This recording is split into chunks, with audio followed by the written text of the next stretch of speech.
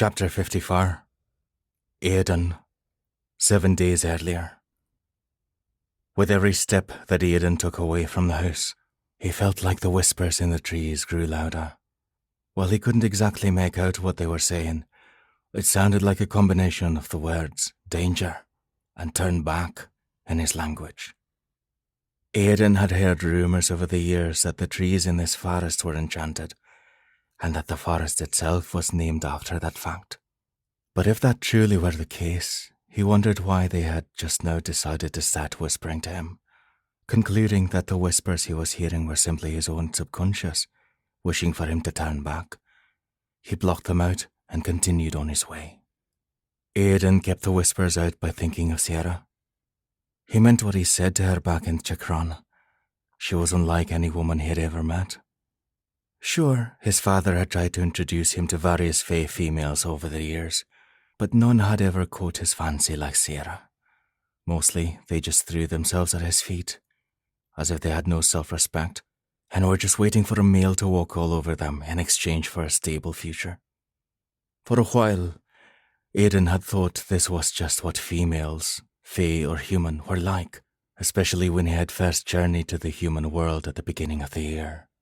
He had liked Kay from the moment he met her, and for a second he had thought that maybe fae women had been his problem. But after spending some time on campus, he had quickly learned that many human women were just like the fae ones, willing to do anything to get a man to date them, even sacrificing their own values. Kay had been a diamond in the rough that Bran had been lucky to find.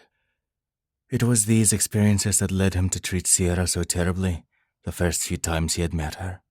He had assumed she was just another dumb woman, that he would easily be able to coax her into coming back to She with him, and he hadn't thought he would need to put into much effort. The reality, of course, had been so far from what he had imagined. Not only had Sierra stood up for herself and the values she saw in her time, she had even gone on a rampage to try and knock him down a peg. While her attempt was admirable, it had made her all the more attractive to him, and he had found himself falling fast. So fast, in fact, that at some point, even before she had met Bron and Kay, Aidan knew he would never be bringing her back to She, to be subjected to his father's strange ideals and beliefs that women, especially human women, were meant to be used as the fae saw fit. Now that Aidan thought about it, it was his father's ideals, which Conlon shared with most of She, that had gotten them into this situation in the first place. As far as Aidan could see, it was time for some changes around here, and he was ready to do what had to be done to make them. With a new breath of determination, Aidan picked up his pace on the route towards Winshog. He wasn't exactly sure where Ashlyn, Bron, and Kay would be, but he assumed if he made covert contact with Slanya, she would be able to guide him in the right direction. Hopefully the trio was laying low and not getting into any trouble.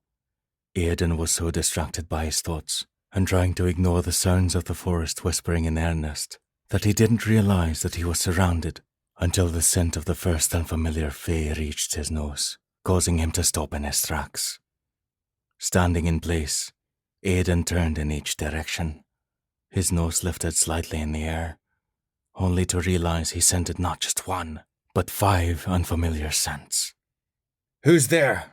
he asked, knowing he was far too outnumbered to try to fight his way out of this. He was going to have to try the diplomatic approach. "I'm sad to hear you don't remember me, Aidan." A man slipped out from behind a nearby tree.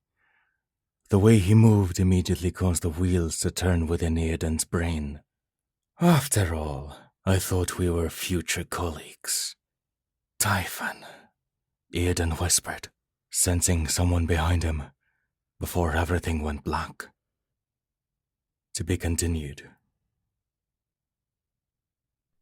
You've just heard Demure, Modern Legends of She, Book 1, written by Hope E. Davis. Narrated in duet by Caesar Esturgo and Molly Breyer. Aidan and Sierra's story concludes in bold, Modern Legends of She, Book 2, by Hope E. Davis. If you've enjoyed what you've heard today, please consider leaving a review. They really help.